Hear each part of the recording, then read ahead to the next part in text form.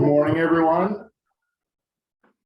Good morning, everyone. I hope everyone has a tall cup of coffee or maybe a soda or even a good for you drink that will keep everyone going. But we have a wonderful panel set up here. I'm really excited. I think more than anything, these are people that I've got to know, not just in an hour meeting beforehand, but one is a client that is very valued, and we know how intelligent she is. Two people I've known for nearly 10 years, and one person I've worked with in the past. So it's going to be a great session. I'm going to quickly introduce everyone when we get into the session, and by alphabetical order, starting with Rachel Cooper. She is the Senior Director of Media Relations at ICF Next, an integrated digital marketing and communications agency in Chicago. She spent the last decade transforming and growing brands across CPG clients, including Dannon North America, Kraft Heinz Company, Reynolds Consumer Products, and Wells Enterprises. Melanie Pikosky is the communications manager at Echo, a leading manufacturer of outdoor power equipment for landscapers and homeowners located outside of Chicago. At Echo, she oversees all the PR, social, and trade advertising efforts. Prior to her position, Melanie spent years working in big and small agencies, managing a variety of accounts in nutrition, food, and agriculture. Graszer is the Senior Public Relations and Communications Manager for North America at Fiskars, a global consumer company that was founded more than 370 years ago. She's been working in PR and marketing for over a decade across nonprofit, Fortune 500 agency and corporate organizations. So now that we have introductions out of the way, we can really dive in, expanding your content beyond traditional methods. And we have a list of questions. I'm going to go through and I'm going to do a round robin to each member of the panel. But certainly, if you have any questions, pop them in the chat. We'll make sure we cover them. And we're really excited to start. So the first question I have, and I'll start with Melanie. Name a new channel you've researched or used in the past year or two, and the benefits in using it and why. So at Echo, what is really working well for us is Instagram. So we find that most of our users are engaging on that platform more than any other platform. So while Instagram isn't necessarily new, it's working really, really well for us. We also use Facebook, YouTube, LinkedIn, and TikTok is something that we don't have an account. We don't have a corporate account for TikTok, but we are monitoring TikTok, and we do identify users who are using our products, and we might contact them and see if they want to collaborate on doing content with us. That's great. Rachel, do you want to have the same question? Yeah, and it's so good to be here today. Thanks again, Curtis. I think for me, and I'll be speaking a lot on behalf of my clients that I work with, TikTok has definitely been the new frontier of this year. And, you know, for many of them, they're just starting channels, and whether it's content creation or just listening and trying to find influential people to engage with on behalf of the brands in an authentic way, that has been a really new frontier for us and something that we're learning from and seeing a lot of value. Wonderful. Coral, what are your thoughts? Yeah, so when I was thinking about this, I'm going to take it in a slightly different angle. What came to mind for me really was what we're all sitting on here, which is Zoom.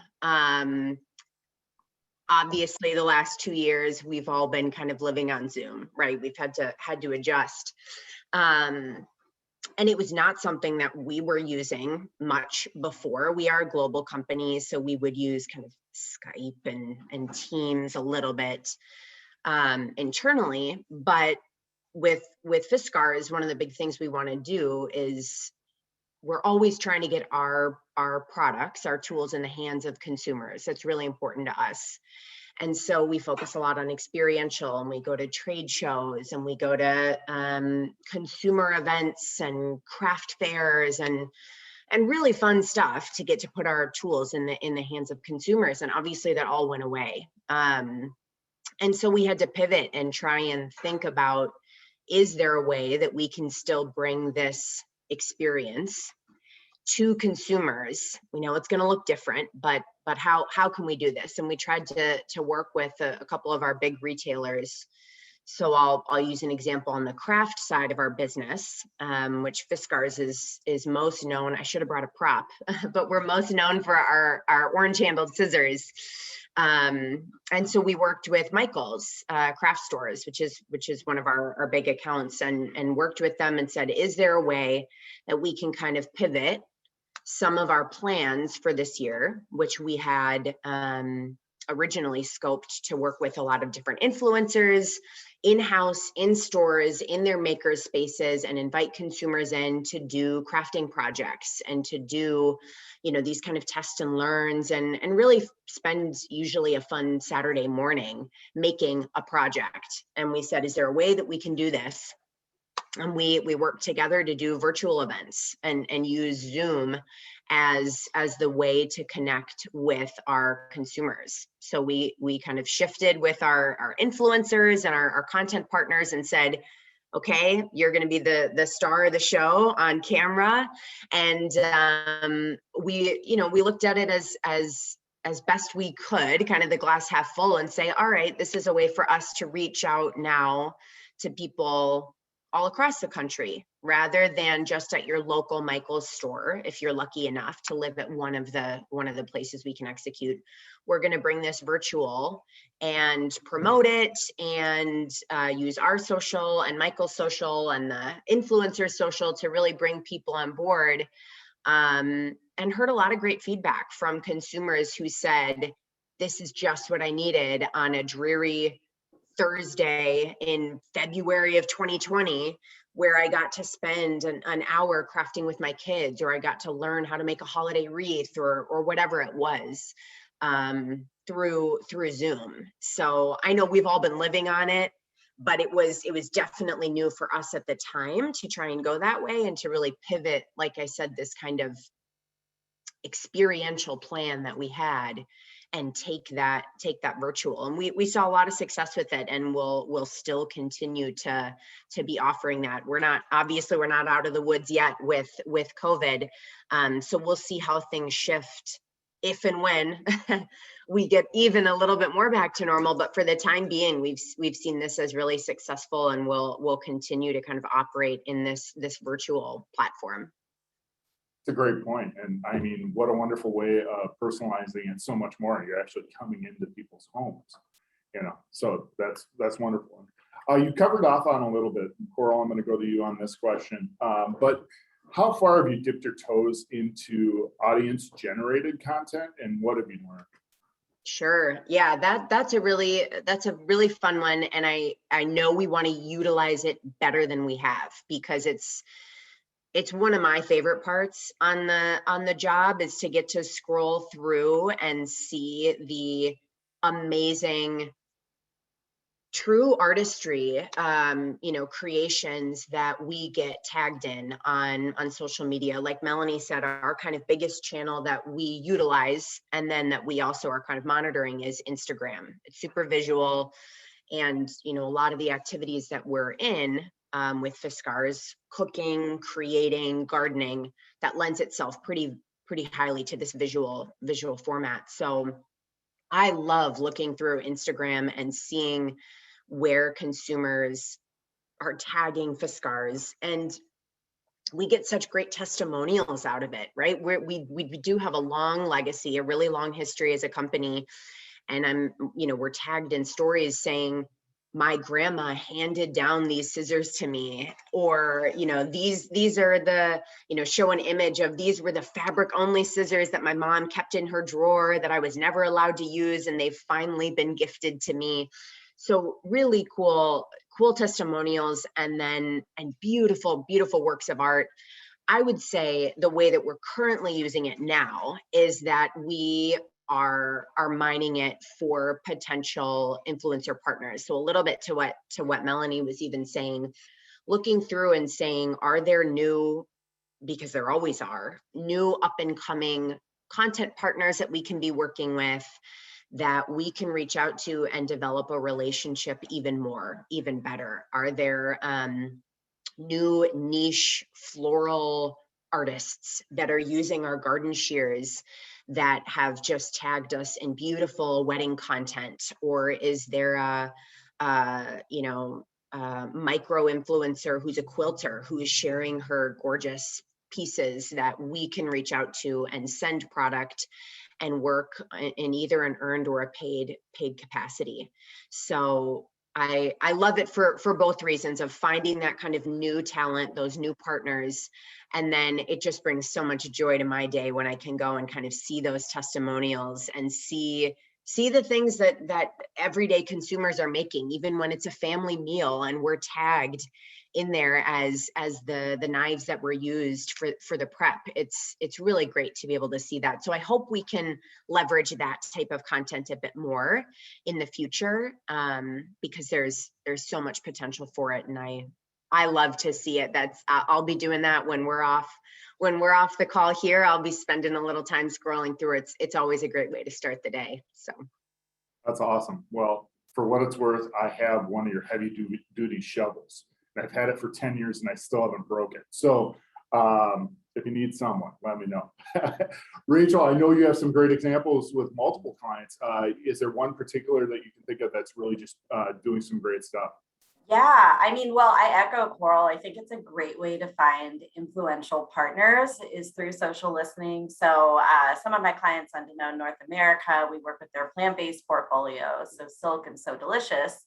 And there are so many people flexing their diets right now. So it's not just strict vegans and vegetarians, like people are incorporating a lot more plant-based beverages into their, everyday morning routine, from everyday consumers to celebrities. So like Lizzo recently, went vegan and she's been drinking Silk, and she posed in front of her fridge and there was a ton of Silk in it. And we had sent that to her. So, I think finding those moments and the people and the reason to engage with them through social has been really valuable. But with my clients, when we have looked to really generate UGC content, our goal has been to have an incentive behind that. Like, I think it's great when they're organically doing it and we're able to spot it and engage. But if we are asking them to do something for us, we want to make sure it's worth their while. So a good example of that, so last Halloween, I think with Heinz ketchup, that's one of our clients, they've always made deliciously convincing blood with their condiment, and they saw Halloween as sort of a new usage occasion for them. So they kind of reskinned their traditional America's favorite ketchup and called it tomato blood. And had this limited edition release. It was a glow in the dark bottle. It was so cool. And there were 500 available. And we did this TikTok contest where we asked people to essentially show us how they were making their costume with Heinz and, adding that kind of fun blood to their costume in order to be entered to submit and hopefully win a bottle of tomato ketchup. And we saw really great content as a result of that. And I think, if you're asking people to do it, the best way to get that engagement and participation is to have really easy motivators. And this was definitely a big hit. And this year they actually, they saw so much great response to tomato blood. They released it in grocery stores nationwide this year. So it was a really good test and learn. That's awesome. Wish I would have grabbed some. Yeah, no, I mean, it's a lot of fun. Kids, yeah. Unfortunately, the ones in grocery stores, the label did not glow in the dark, but it was still really fun. That's very fun. Melanie, you're in a very unique position. I mean, talk about bleeding the lines between influencers and audience generated. Echo has a great program. Yep. So when it comes to user generated content, we actually really rely on that when it comes to our social platform. So at Echo, we manufacture outdoor power equipment for landscapers. So we have gas-powered chainsaws and gas-powered leaf blowers. And so we get tagged in a ton of content. Of course, people outside with their chainsaws and they're cutting down a tree, or their leaf blowers and they're blowing all these leaves everywhere. And actually, we do a weekly fan post where each week we'll gather some of the user generated content, some of the content that we've been tagged in. And once a week, we post about 3 photos in that weekly fan post. And by far, it's always our highest engaging post. People love that. People tag us all the time in posts. One of the things that, of course, we have to be really careful of is because we are using, gas-powered, pretty dangerous equipment if you don't know what you're doing, is to make sure that the stuff that we do post is following guidelines. So we do, unfortunately, we get a lot of posts of people using our chainsaws, but they're not using the proper PPE. So that's something that we really have to be careful of before we post, because people, of course, number one, they'd call us out, which is the least of your problem. It's really that, of course, you just don't want to be, at all telling people this is how you should use the product. Other types of things is that we get, everyone loves cute kids, and we get a lot of posts with kids tagged and they're holding chainsaws, or they've got these big, leaf blower backpacks that weigh 10 times more than they do. So stuff like that is, unfortunately, we don't post, but we do get a lot of content that we can share, and by far people just love it. What's also cool about the community is that a lot of people know each other. So, so they're giving each other props, and they all kind of admire each other and admire their work. And so even though it's a really large community, everyone sort of knows each other, which is really cool. What Curtis was referring to earlier is that we also have we don't like to call it an influencer program. It's called our user advisory group, and it's a group of 30 landscapers or arborists. And what they do is that they're 100% volunteer group, and they really, their objective is to mentor other people starting landscaping businesses.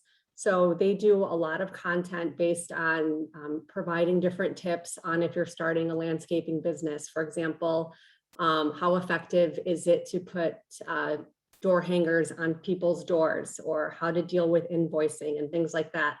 And what we do at Echo is that we do provide them product. They have to send in a product request, and they have to send in a proposal and tell us what they'll do with the product. If it gets accepted, then they get product from us, and then they go out and they create content around that. And then of course that gets shared on their end, and that gets shared on our end as well. So so definitely user generated content is huge in our industry, and we welcome and love it. Yeah, that's wonderful. And I love what you said about, the other users sharing stories and supporting each other. I mean, creating a community like that is very hard, as all of us know so well. So that's just wonderful. Melanie, I'm going to stay with you on this question. Sure. And it's, the huge topic that continues to run our lives. Had there been any changes caused by COVID, where you've seen channels become more important, and Coral gave a great example.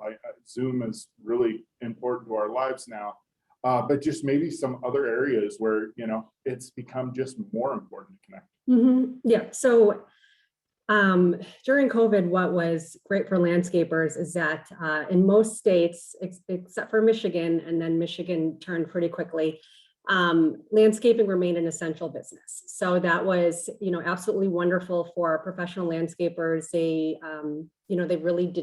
really weren't out of work. The other very cool thing was, of course, there's people sitting around at home thinking, okay, well, now I'm going to try to, blow my own leaves, or, do something in my own yard. So our homeowner products skyrocketed. So we sell our products for homeowners at Home Depot, and our sales at Depot just were, historic, and continue to be, while our sales also for the professional side did not dip at all. It also continued to rise. So it was really cool to see how people were definitely trying to do things in their own yard, but still leaving the heavy stuff to the professionals, but also taking an interest in doing some of their own stuff. Sure. And I got to imagine some of those channels to reach those consumers, became more important, but it probably changed a little bit of your marketing too. Yeah, absolutely. Better Homes and Gardens, which is amazing, covers us a lot. So, which is something that didn't happen in the past. So, No, that's wonderful. Good Yeah. deal. Rachel, some of your clients, that have become, especially more important when it comes to, COVID, some of those channels that are just really important to them. Yeah, I mean, and sorry, there's a tree removal happening right outside my house right now. So that is background noise.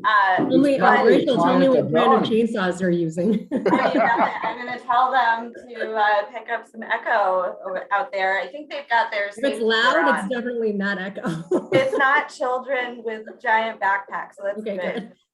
But no, I think with my clients, virtual has become king for both, how we interact with media. I mean, I know desk sides are sort of like 2005, but before in pre-COVID, we were going to New York, multiple times a year, taking our brand teams, taking celebrities on behalf of brands. And now it's all been happening virtually. So, I mean, I know Coral mentioned Zoom being such an important channel. I mean, in some ways, it's made us even more efficient, especially when we do have a major celebrity that we're working with, because they're able to speak with more people. We don't have to schlep them between media offices. And I don't really think that's going to change. Like, I don't see media suddenly opening their doors again and having people do in person anytime soon. So, if anything, it's helped us be more efficient.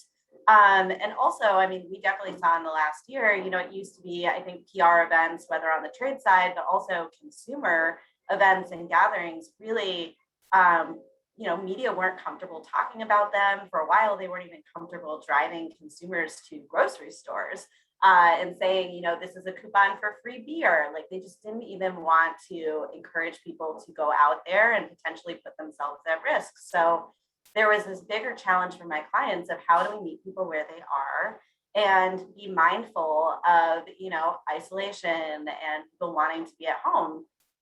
So something that we did with one of my old clients, so Blue Bunny, serves to instigate fun. It's an ice cream brand, obviously wanted to be sensitive with COVID that we were, popping in the right place and actually helping people. So something we did in kind of peak COVID that summer, knowing that movie theaters were closed, we actually created this ice cream truck that did drive-in movies in your driveway. So it was a way to really bring that like more fun movie experience to your backyard, and you can invite over your neighbors and have this kind of social distancing experience and still have a little fun, but do it safely. So I think it was really trying to meet people where they are and be respectful and responsible about it. That's awesome. That's a great example. I'm going to sort of put you on the spot here. I know, pre-COVID, especially for CPG products, so important to have some sort of celebrity spokesperson. We've seen, the increase over the last 20 years quite a bit. With the theme of authenticity throughout this week, with the district conference, and obviously seeing it across the board. The Blue Bunny example is a perfect example of authenticity. Are you using celebrities as much as you think you might have been, say, 3 years ago, 4 years ago with your clients? Yeah, I mean, I think for me, the way I look at celebrity spokespeople is they shouldn't be the idea in itself. They should help to support a larger campaign platform. And so, I think especially, I know I'm going back to Danone, but in the dairy-free space, those celebrities have really helped us to drive authenticity, whether it's speaking to the power of a mostly plant-based diet. So like we worked with Michael Phelps for many years with Silk, and he's someone who obviously he's Michael Phelps. So whatever Michael Phelps is eating, you would like to eat it too. And even in retirement, he's fit as a fiddle. So it's like how, I think he has a compelling story to tell. Aisha Curry, she actually recently sent her whole family down the dairy-free journey with her. And it was something where she was able to authentically speak to how So Delicious products helped her not sacrifice the good taste and comfort food that her family really enjoyed. So I think there's a time and a place for celebrities. I don't think every idea requires one anymore. And I also, we think about celebrities differently now. It's not just, the people in the movies, it's TikTok stars. It's, sometimes even a character that came from an ad in 2007 for Starburst. I don't know if you guys are familiar with Little Lad, but Deep TikTok actually just recently unearthed him again with this very weird and very catchy berries and cream jingle that was then getting remixed and replayed through TikTok. So we treated Little Lad as sort of a celebrity in himself and brought him back to the joy of many of these young TikTokers, and did a Halloween costume with him this year to sort of meet them and continue that excitement over like the most random unearthing of content. So, you know, I think a celebrity looks different now than it used to, but can still serve a purpose. Yeah, and you have some great examples of that. That's very insightful. Thanks. Coral, thought on COVID and how it's changed, especially I got to imagine consumers, they're out there doing a lot more, anything to get outside, right? Yeah, exactly. We, similar to what Melanie was saying, we saw a huge increase in our, in the interest of Fiskars products in all of the spaces. Again, when we're thinking of really all the areas that we're present in. Cooking, everybody was at home. You were cooking yourself. People were just begging to get out and do anything they could outside of the actual walls of their house. So a lot of people took up gardening, right? That was huge. There was tons of focus on victory gardens, on balcony gardens, on herb gardens, from the media, that people were being kind of encouraged to try. Hey, this is something you can do safely, right? Mask making was a huge trend, especially in the beginning when we all couldn't go buy masks. There was a shortage, and they had to be, of course, saved for healthcare professionals and essential workers. And so the rest of us were left at home saying, well, I want some protection.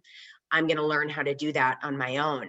So we saw a ton of increase from consumers, and then similarly from editors who were interested in covering the types of activities that we're always trying to pitch and say, hey, we've got research to show that in pre-COVID world, gardening makes you happier, makes you feel more present, makes you feel more connected.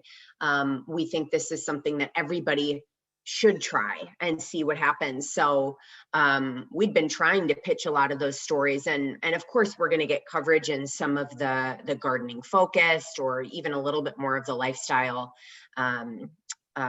publications. But with the huge boom in the interest there, we had so many new editors reaching out to us and saying, we want anything you can send us related to gardening. Tell us, how do I start an indoor herb garden, right? Can you connect us with an influencer who can give, the 3 must-have garden essential tools for someone who's never tried gardening before. So in reference to the original question, PR, traditional earned media, has always been and will always be important to us, but we saw such an increase in the importance because so many new and different editors wanted to tell these stories about gardening in particular. But like I said, for a while there, everybody wanted to do a quick tutorial about how to make your own mask at home. And so our scissors and our rotary cutters and cutting mats and things had a big spotlight on them as well. So, that's something that we were able to, thankfully, just tell the same stories to a bigger audience. And we're really trying now, of course, to keep up with those relationships and say, hey, we're not out of it yet. And even if we were, again, let's go back to the fact that gardening in your everyday life before COVID can bring a lot of happiness and purpose and joy. And here's research studies that we've done, and here's, ergonomic benefits of how it can help benefit the body to do simple 15 minutes a day, those types of stories. So that in a sense, like I said, is not new for us, but really took on a kind of a new importance during COVID for the last couple of years. That's awesome.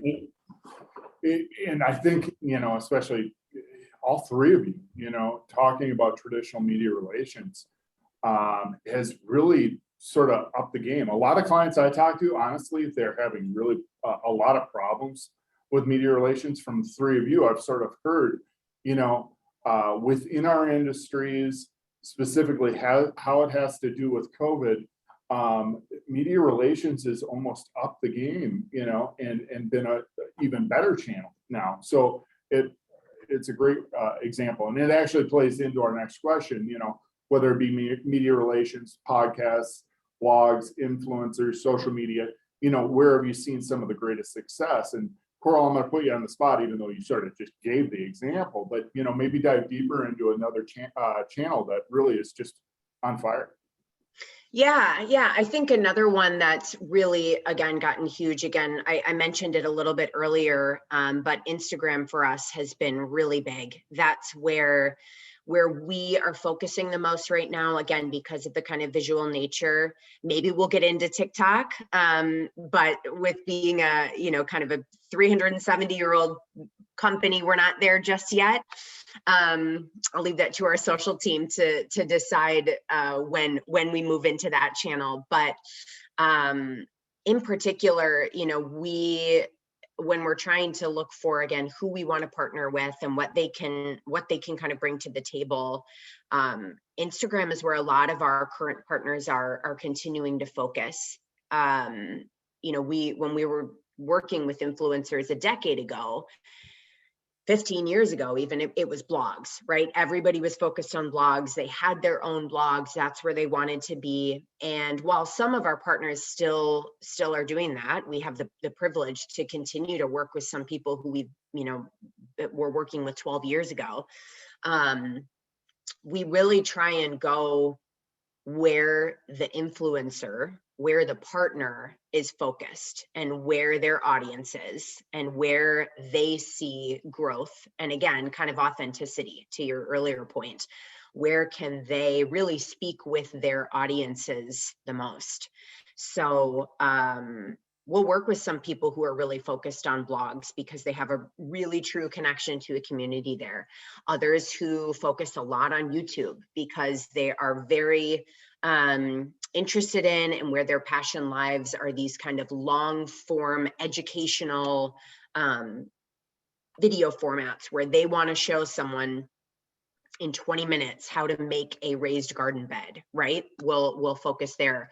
For a lot, it's on Instagram, and they're doing quick 60-second reels, or they're doing stories to really connect. But the fun part too has been, again, following these people where they go, and there's been a lot of our partners who are shifting to, like you mentioned, podcasts. They're getting book deals, and so we're working with them on how do we partner, how do we provide products for your imagery.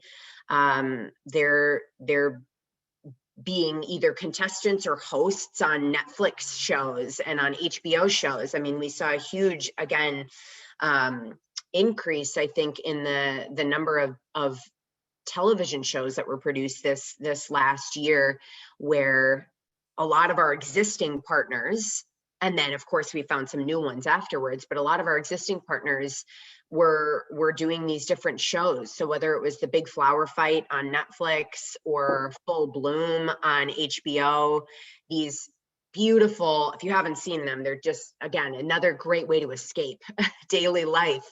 But really amazing floral design mixed with art and architecture and sculpture, and working with both influencers and producers of those shows to say, hey, we've got great tools that we can give to you. There were Craftopia on HBO. I think the second or third season premiered yesterday. That's all holiday focus that we're able to provide tools for. So I would say it's really kind of looking to our existing partners and following them where they go. They're, I don't want to say necessarily a Renaissance man or a jack of all trades, but a lot of our influencers are kind of dipping their toes in different areas and seeing what works. Where does my audience want to go? Where can I build a bigger audience? Where can I connect with them? And it's different for each one. So like I said, some of them are really diving into podcasts and developing their own podcasts and really building that that storytelling element there, and we're happy to go there with them and support them in those ways. And other ones are like, I have built my community on Instagram. This is where I'm going to be. This is where I'm comfortable. And again, other people, I'm pitching myself on the Today Show, and and so we're kind of happy to really follow kind of where they go and see their own successes and kind of, give them the test and learn. And we're happy to support kind of in the background and say, awesome, we're here wherever it kind of works for you authentically. Yeah, no, and honestly, with their podcasts and trying different things, I mean, it's funny how challenging times brings innovation and new ideas. So that's wonderful examples. Thank you. Rachel, your thoughts. I know you have a lot of clients trying new things, but especially in the CPG world, you have to be right now, but maybe you have some great examples.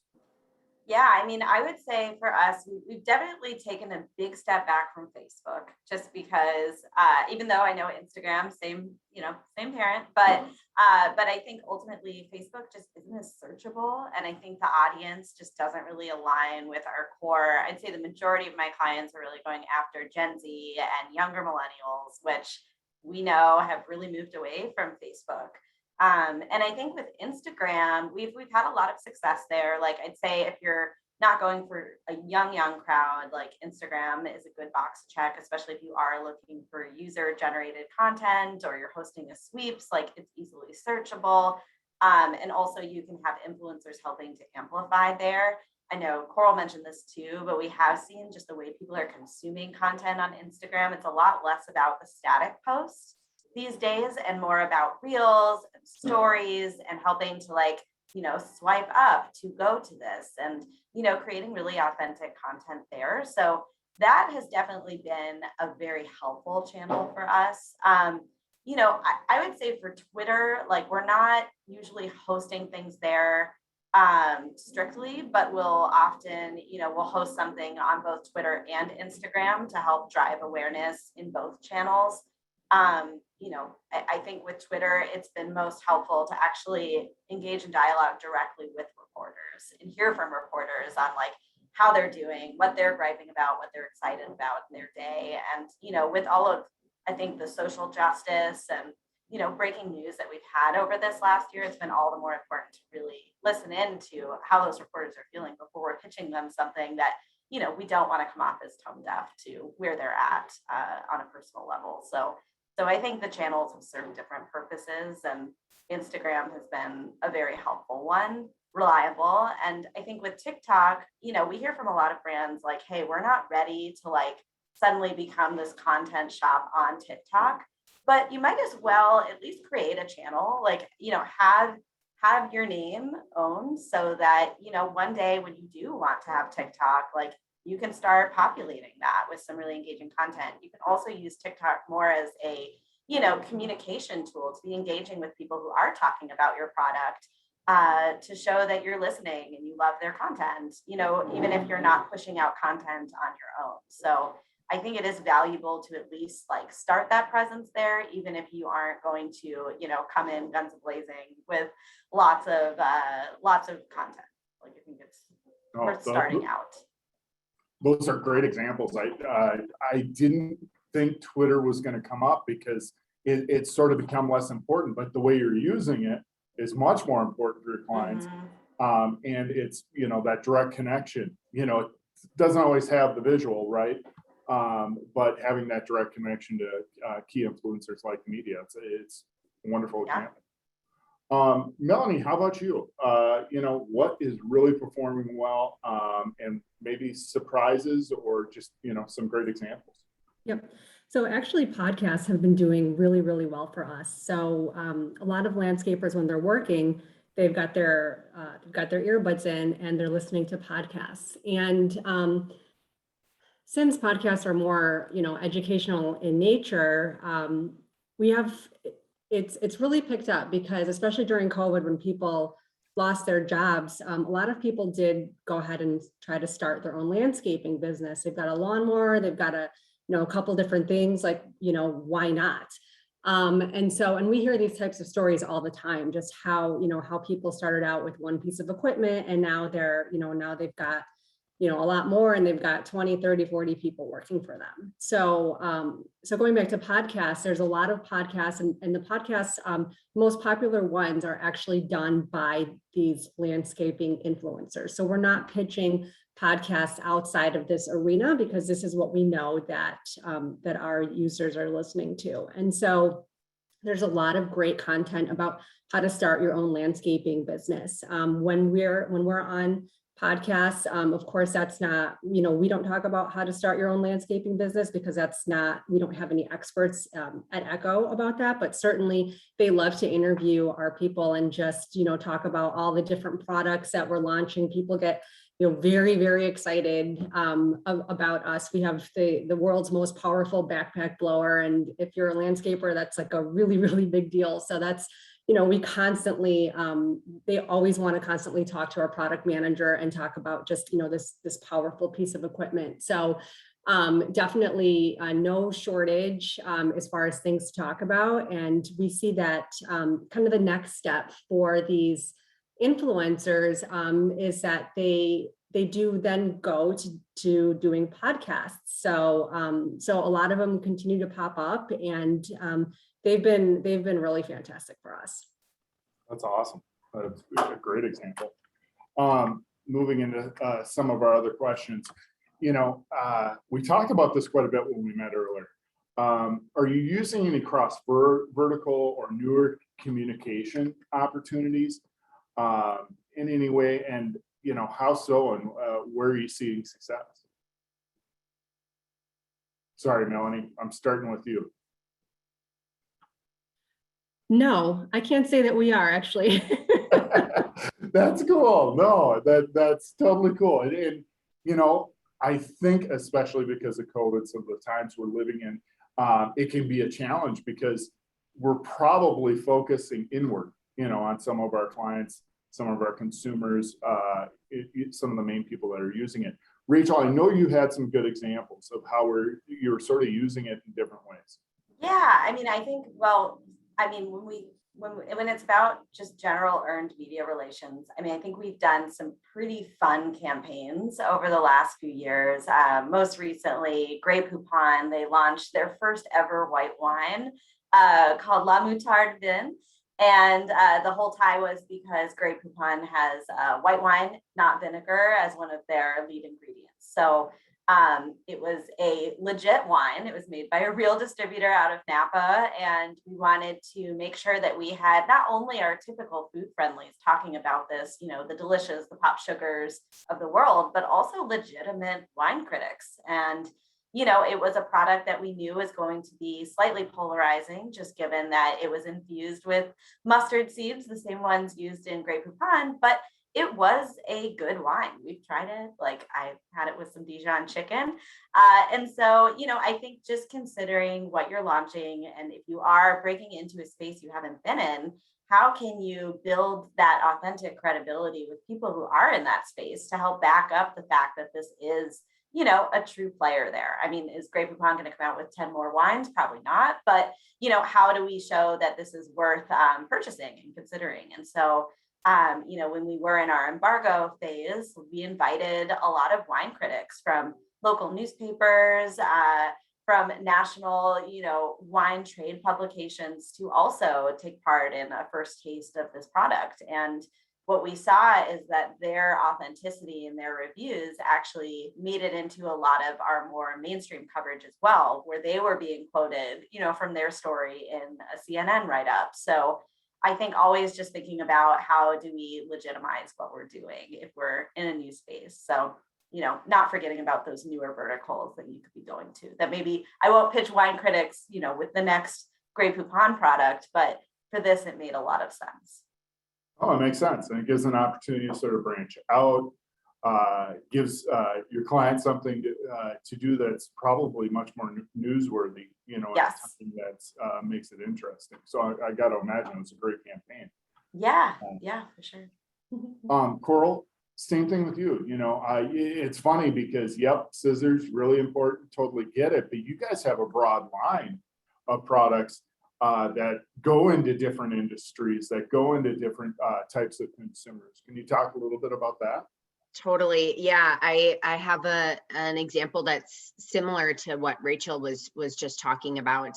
So again, one of our big industries is the gardening industry, and we've been doing it for decades, upon hundreds of years, literally. And so yeah, those stories can get a little stale sometimes. Yeah, we've got another garden trowel, with added soft grip. That's beneficial, sure. But when we can tell newer, more interesting stories, that's always the most fun part. So right before COVID, actually, we developed a clothing line for gardening. So a garden wear line that was really a test and learn for us to see if this was something that consumers would accept from Fiskars. Again, we're known for ergonomics, we're known for cutting tools, we're known for kind of Finnish heritage and quality products.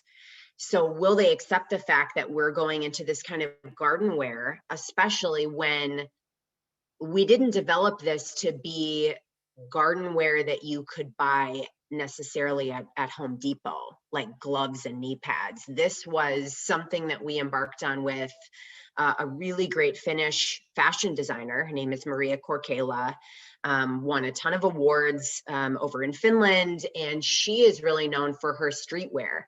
And so we worked with her to kind of meld our design engineering know-how of always keeping the actual product performance and durability and ergonomics first and foremost. If it's got the Fiskars name on it, it's going to have those things. But then blending in her street style and her design aesthetic in this fashion world, which, let's be honest, we don't usually consider when we're making a new pair of scissors. And so it was a really fun collaboration to be able to work with her, venture into a new category, and really target a new consumer. Yes, a gardener in the Midwest here can purchase these and use them in the garden, and they're absolutely designed for that, reinforced knees and everything like that.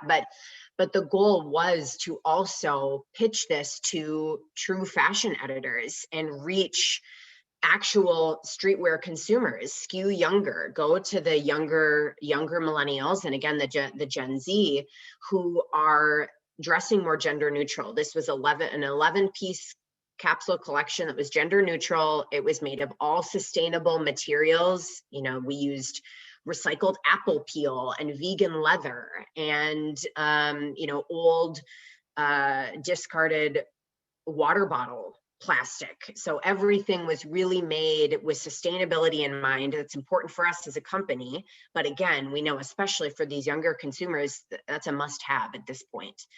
And so working with this designer to enter into this new market was super fun. We got to pitch editors from Vogue. Like it was amazing to be able to invite editors, and they actually came and wrote stories from Vogue and Hypebeast and the New York Times style section. Was really, really cool to be able to talk to these editors that we really would have had no business reaching out to and talking about a new scissors line or a new garden tool. So the fact that we got to be able to, again, develop an adjacent product line. It wasn't like we were coming up with something totally outside of the rules, but still related to our key categories, but then adding in this new element, this new consumer that we were trying to target was really fun, and just, yeah, a real highlight to be able to work with some of these different true fashion editors and fashion influencers who, again, probably wouldn't have had an interest in talking about Fiskars earlier. But when we can go and say, hey, we've developed garden wear that you can wear in the garden, or you can wear out out on the street. And hey, by the way, it also fits this garden tool line that we have. It was a really fun story to tell. That's awesome. It's just so cool to, I mean, 370-year-old brand, you know, doing something like that, that just shows some, you know, new ideas that are always important. Melanie, I'm actually going to go back to you. I'm a volunteer firefighter in Minneapolis, you know that. You know, when it comes to chainsaws, there's not many more important tools. And I know that Echo has some other fire suppression products. I know you don't necessarily work on them, but you know, who are those other audiences? You know, landscapers is your top focus, but you know, who are some of the other people that maybe you're communicating with? We do have a fire pump too, by the way. I know, it's awesome. Landscapers are number one. We also do have we do have some hardscaping products as well. So people who are into asphalt and construction, you know, might be someone that we target. What's, you know, I will say what's exciting for me on a personal level is when I first started Echo, which wasn't that long ago, which was almost 2 years ago. There was no PR person, they had no PR presence. So it was very, you know, really cool for me to be able to get the program up and running. But what was kind of a bummer was that, you know, my direction was that like homeowners are not, that is not our target, which, you know, everyone on here probably knows that's not really fun then, you know, like just to be, you know, going after the trade publications. I mean, it's fine, but it's not, you know, that's not like, that doesn't give me like the adrenaline rush to, you know, get off the phone with someone from, you know, New York Times and they're interested. I mean, you know, everyone knows like what an amazing feeling that is. Trade publications are, you know, generally kind of easy, and because we've got such a well-known brand, it's not a real hard sell. Part of the issue with, you know, part of the background with that is because so professional landscapers are our primary focus, and to get those professional level products, you have to buy from a dealer. So we've got dealers all over the place. When you start pitching, you know, any of the consumer publications, of course, they're going to say, go to Home Depot to buy the product, right? They're not going to say, oh, well, you know, go to mom's, you know, mom and pa's shop, you know, down the corner to get your product. That's not, you know, that's not what they're going to say. They're going to lead you to either Home Depot or Amazon, which is, you know, Amazon, it's not a place that we want people to be led to. So, so that's kind of a challenge for me to have to try to convince internally that, you know, homeowners are still really crucial part of this. And the more publicity that we get, you know, people are still going to also walk into their local dealers. It's, you know, it's not necessarily, you know, sending everyone to Home Depot, because again, our dealers just get kind of mad when they see that there's publicity, but it's leading them to Home Depot. So one of the exciting things for me this year is that we're launching a new line of cordless products, and cordless products are, you know, are definitely, it's more homeowner driven. So I'm really excited to kind of start from scratch and start building those media lists. And we don't have an external agency, and we just hired someone who, we had an open position on our team, someone who would report to me. So it's really good timing to start getting all those media lists ready and, you know, all that research ready. And I'm really, really excited that I get to start pitching some of these consumer type publications, which I wasn't able to do in the past. It's actually a really tricky subject. So there's going to have to be a lot of internal messaging before we do any interviews, because in California, for example, gas products are going to be outlawed in the next couple of years. And I'm sure that, you know, many of you probably have seen just, you know, the anti-gas products. There's in where I'm from, Chicago and Evanston, for example, you can't use gas products there. So it's going to be really hard to kind of have to promote our cordless line, but not saying anything bad about our gas products, because our gas products are still, that's still our hero product. That's still, that's still our number one. That's going to give you the most power from a professional landscaping point of view. You obviously, you're a professional landscaper. You don't want to have to be out there for 8 hours if you could be out there, for 4 hours, right? So it's going to be a really fun and exciting year. And I'm really glad to be able to start dipping my toes into something that we weren't able to do before. Yeah, that's awesome. And you also have the professional aspect to use within that area. I mean, you guys have a wonderful community of professionals that are so credible in the area, but be able to talk to consumers about what they're saying. That's just huge. And I really love the distributor side of it too, because, many of us on the call, we deal with third parties or partners to reach consumers or clients. And it's so important, and keeping them happy too. And those are different channels sometimes as well. So that's great. I'm going to go back to Coral here. I do want to get, I keep on forgetting to bring this up. Go in the chat. Lynn shared a great, very talk about authenticity, a great story here with her Rotary Club, and did an ice cream scoop challenge where they had 2 Rotarians into sloppy Sundays and raised $13,000. I just thought that was a great story. It gave me a chuckle. So hopefully you guys didn't see me laughing too hard, but thanks for sharing that, Lynn. But if you have any questions, please pump them into the chat. We'll certainly get to them. Coral, we've talked about a lot of solutions, and I'm sitting here writing my notes on some of the things you guys are saying that, oh God, I got to try that. But let's get, back to the root cause of things, and really the challenges. And I just really want to hear from the three of you. What are some of the challenges you're having? You don't need to have solutions. I think it's good to share challenges, and maybe when we have some solutions from our panel, but even folks on the call. Yeah, I think one of the challenges right now that most everyone is dealing with if you're selling a physical product is supply chain and the issues that we're having. We were definitely affected by that with the past couple of years and shutdowns, and are still going through that. Whether it's our warehouses in the US that have to shut down for COVID outbreaks, or anywhere across the globe, really. And obviously that affects then what you as a marketer can talk about and what we can promote when all of a sudden certain product lines are stuck on a shipping container or can't even be manufactured. That's a big challenge. So that was one of the things that we, throughout the whole organization, had to pivot and try and figure out. I don't know the first thing about how they're dealing with it actually in supply chain or any of those those logistics.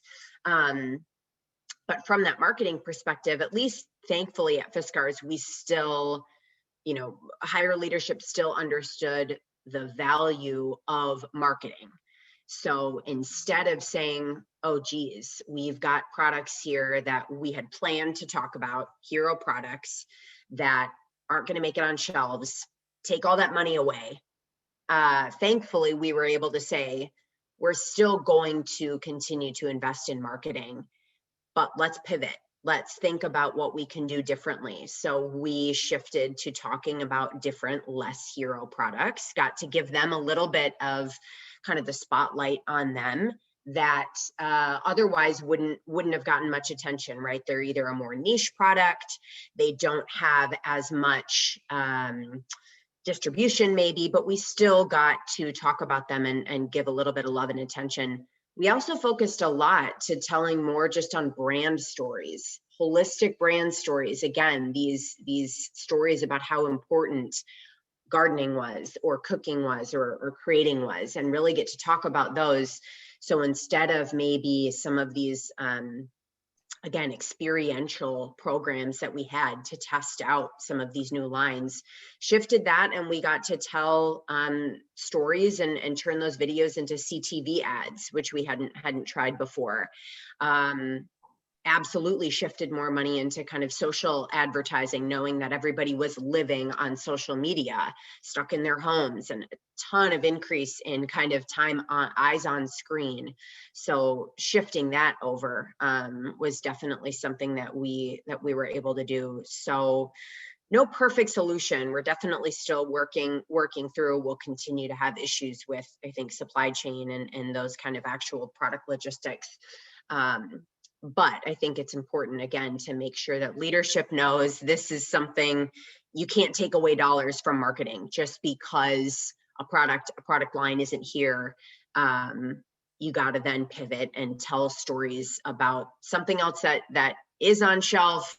Tell those brand stories, work with influencers to do something more creative, right? When we were having difficulties with some of our garden hoses that we really wanted to tell stories about, and had plans to talk with some of our more traditional garden influencers about the importance of that, pivoted and took those dollars and really branched into this more niche category of kind of floral artistry design. So working with floral artists and botanical artists who, it's definitely more niche, right? But we got to explore that new category and reach new audiences because we weren't able to kind of go this other route.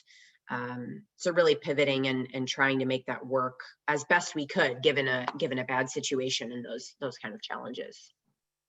Those are some great examples, and I will ask you to talk to a few of my clients about keeping that budget running. But you know, it's a great example of how you do have to keep the foot on the gas, and the long-term effects of shutting down some of your communications programs. So thank you, that's great.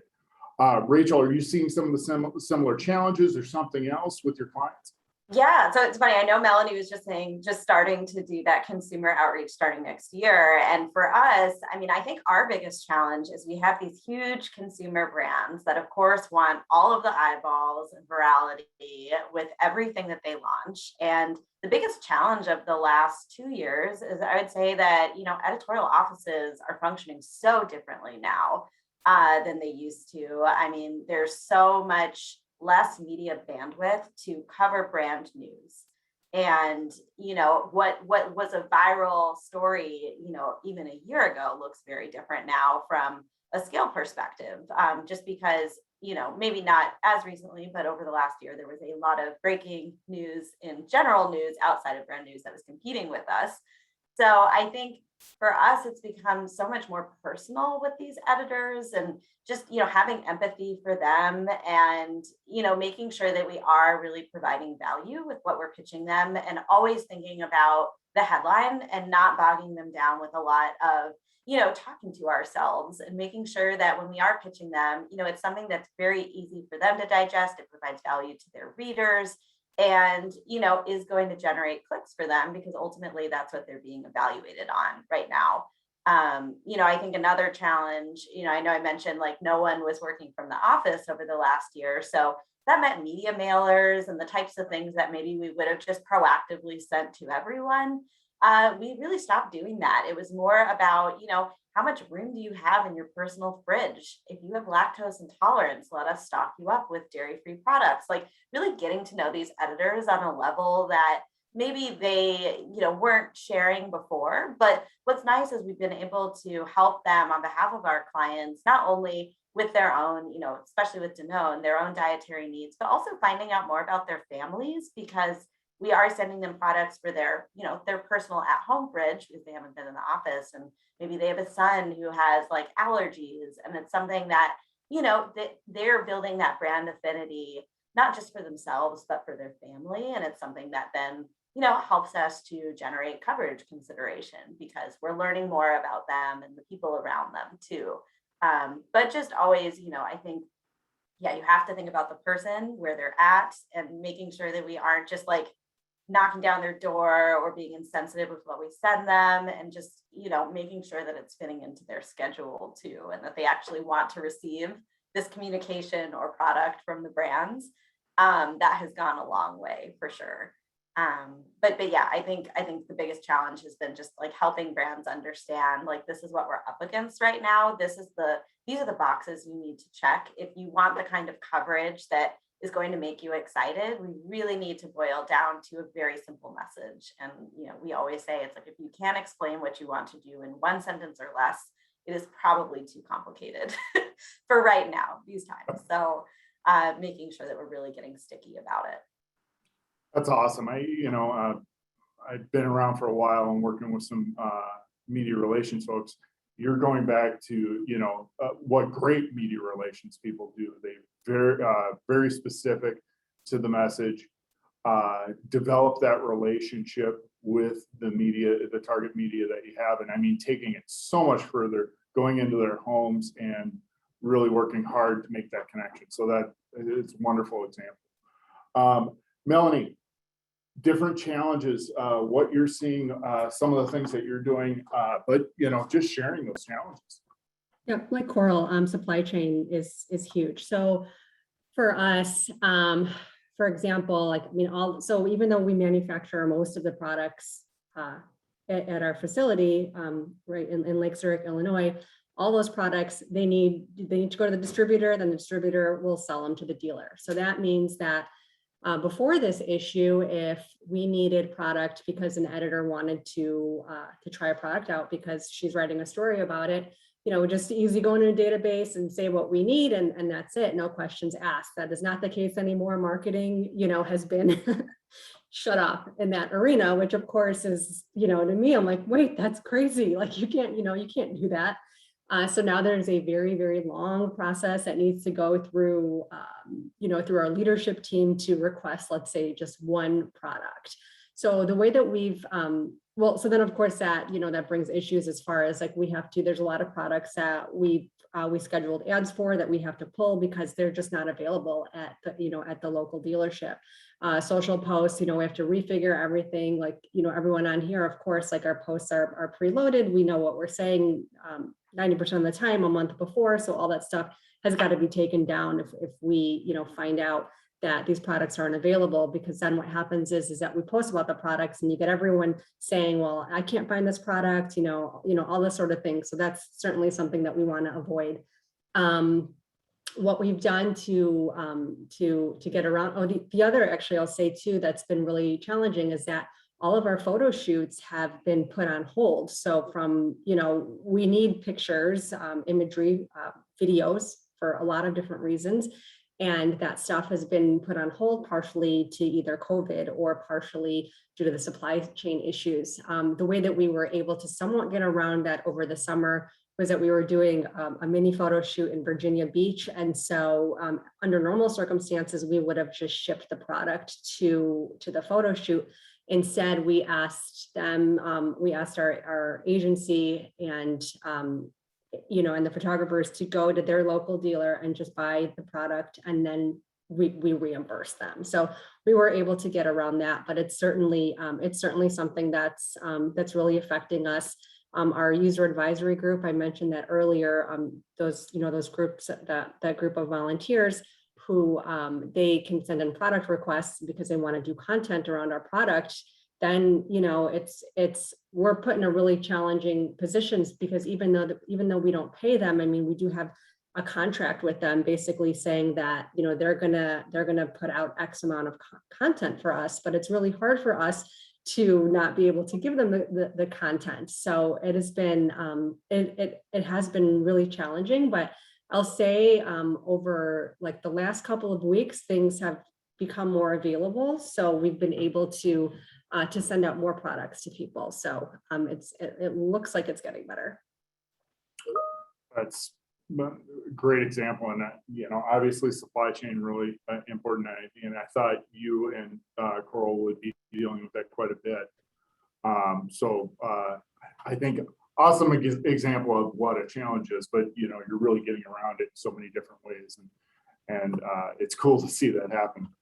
Carson has a really good question here on the chat. And I'm going to start with you, Melanie. It feels like to get any traction with Instagram, TikTok, etc., you need to generate a lot of content, put time and commitment to engage with the community. as y'all are dipping your toes into new channels, what level of investment do you put in? And how long do you let the channel mature before elevate whether you're getting value out of it or not? And Melanie, I'm sorry, I'm going with you first. Oh, you're on mute.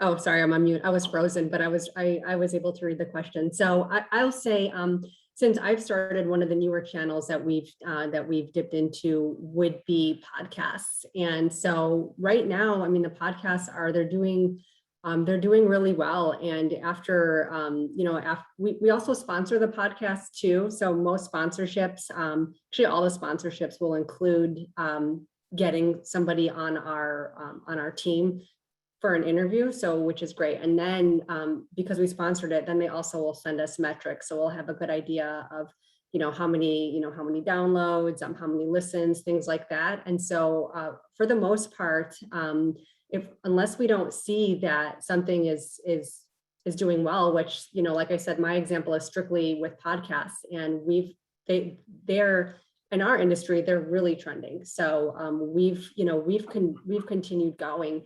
There are some podcasters that we've just decided not to work with anymore. And that's really more because we feel that, a lot of times that someone who, was an influencer and really well respected within this community that we're working with has kind of decided, their intentions are a little different. Maybe originally that, they're really about helping the community grow, helping landscapers grow. Now they've got a lot of different followers, and so their intentions are more getting a lot of money for the content that they're putting out. So we will tend to scale back on different influencers when we see that their reputation is somewhat shifting in the community, and that does happen often. So that would really be the only time that we've taken a step back.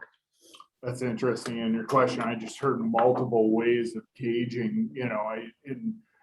Some companies look at, all right, is it driving sales? And it's not.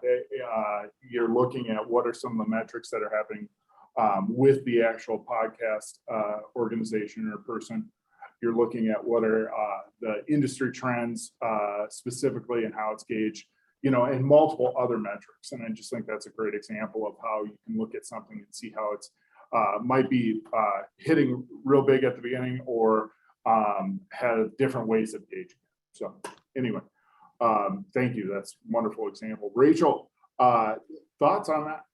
Yeah, I mean, so candidly, we don't do a ton of social media community management on behalf of our clients, but I think something to keep in mind is when you have a channel, it doesn't mean you have to post 10 times a day or have new content every day. You actually probably shouldn't. Don't post every day because no one needs that kind of constant contact from brands. So think about, what is the actual value of what you're putting out there? And I think something that we see that's, a miss that, we always encourage our brands to think about is when we have new news or a new product that does need to show up holistically. It's not just an earned and us pitching it. It's something that, when we can have that perfectly timed social post with that beautiful content around that new product to be able to incorporate into our pitch as well, it helps to, again, legitimize that this is new, this is something the brand is really excited about. So whether it's a new product or it's a new activation that they're launching, making sure that that's showing up across channels and you're not just relying on the power of, word of mouth and PR pitching to make it matter. You really do need to commit to it across your own channels as well, so that people are hearing about it everywhere. And what's interesting is we do see, especially if it's some sort of contest incentive or, a dream job, oftentimes media will actually lift the social post as one of their earned assets that makes it into the article as well. Or, they'll go and see how people are responding to that post on social media. So if it's breaking the internet, usually they're going to social first. So, you should have a presence there. And I think with TikTok, it's if you're not ready to start putting content out there yourself, there's still a lot of opportunity to be engaging with people who are. So, there are ways to dip a toe in without it being a huge investment. And I think there's a ton of value in just starting to listen on some of these newer channels and seeing what are people talking about. Because again, going back to Little Lad and Starburst, it was so random, but so beloved on TikTok. And I mean, these were people who probably didn't even remember when the first ad came out, but we're all singing Berries and Cream and making fun of page boy haircuts. And it was strictly on TikTok. And it became more mainstream as a result of this groundswell on this channel. And so if you were really only focused on Instagram and Twitter and Facebook, we could have missed that altogether. And that would have been, a really big missed opportunity for the brand. But they were able to tap into this kind of zeitgeist and deliver something that brought it into the real world for Halloween. So Sure. No, great example of how you didn't have to cannonball into a specific social channel and put a ton into it, but by monitoring and having the pulse, you were able to find a great story and engage specifically within that area. That's very cool. Coral, thoughts on investment areas where you're diving into? Yeah, I think that was a great response from Rachel. I'm not sure I have a ton else to add, but I'll especially speak. I mean, it's true. I do think it is a huge time commitment. And 3 years ago, I was not only managing our earned PR as well as our influencer program, but also our social program. And it was too much. I personally, and thankfully the organization realized we can't structure it this way. These are very different programs, and they all do need a lot of attention to, even to Rachel's point, just listening, right? That can be a whole other job. So if you don't have agency support, that can be pretty challenging to do on your own.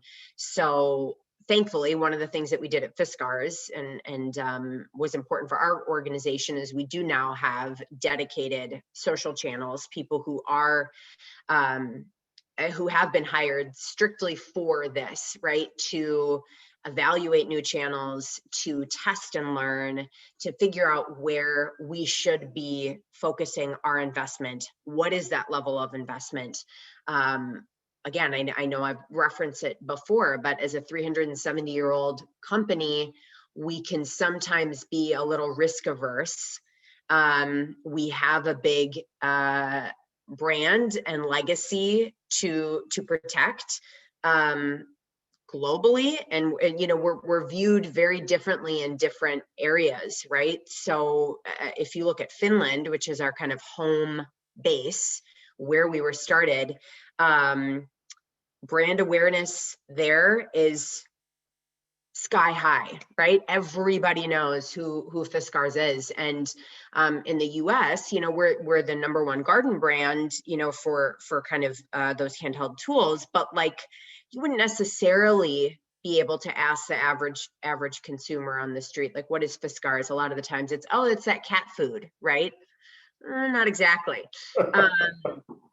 So I think kind of dividing and conquering has been really helpful for us to have the right kind of infrastructure in place so that we can have people who are really truly focused on this kind of test and learn. And then as far as that goes too, we have been trying to get a little bit more okay with this kind of allowing something, a new channel, a new partner, to go for a bit longer, right? Instead of doing one campaign with an influencer and evaluating and say, that didn't go as we expected, we're not going to work with them anymore. We have been willing to let some of these things percolate a bit longer, rather than kind of the cut and run, which I think sometimes we were a little too afraid to see if things weren't necessarily performing to internal benchmarks right away. So I think that's a good approach. I'm happy we're doing that a bit more, because not everything works on the first try, right? Pivot and test and learn. And just because the podcast with an influencer didn't get as many downloads as we wanted, let's try YouTube videos with them because they're also exploring that avenue. Or, you know, if this, you know, experiential event didn't get as many consumers, can we try it virtually? Can we partner with a different person to leverage it more in a certain market? So I will say that we're definitely trying to give it a bit more time now and allow some of these, whether they're partners or channels, give it a little bit more breathing room to see what works than I think maybe we had in the past. So you can't do that with everything. Sometimes you do have to make those decisions of, hey, we had a big investment, it's really not performing, we got to move on to something else and pivot. So I'm not saying to just stay with something if you're continuing to see metrics that aren't up to standards, but at least for us at Fiskars, I think we are trying a little bit more to say, let's give it some room. It doesn't need to you know, hit it out of the park in week 1 of a campaign, right? Let's see how this progresses and what kind of small tweaks we can do without kind of abandoning a whole project or a whole channel. Yeah. That's great insight. I really think that, you know, patience in marketing and communications and public relations probably has become more important now in such a crazy world, because, you know, if we didn't test, if we didn't give it some time, I mean, we would be constantly going around in circles and not knowing what really was a long-term great investment, you know, for our marketing dollars. So that's fabulous. Well, I tell you what, with that, unless anyone has anything else in the chat, please pop it in there. You know, we're about 8 minutes out and maybe a little bit gift of time here on a Friday morning, because I'm sure everyone needs it. But if there are any other thoughts, I think you can come off mute too if you want to ask a question. We've really, you know, had a lot of great conversations and covered a lot of ground in an hour and 22 minutes. Good deal. Well, I really want to thank Melanie, Rachel, Coral for taking the time. You know, the first time we talked to sort of set this up, I got really excited. I'm even more excited now, which hopefully everyone else is feeling the same way, ready to take on a Friday going into the weekend. But thank you very much. I want to thank all the attendees for taking the time, and hopefully you got as much, if not more, out of it as me. Ava, is there anything else you want to cover from PRSA standpoint?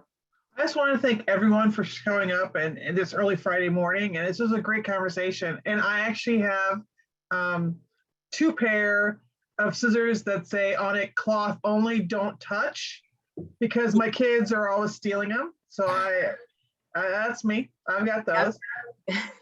But thank you very much. And thank you for being part of the PRSA Midwest District Week Conference. Thank you so much. Great. Thanks, everyone. Thank you. Bye. So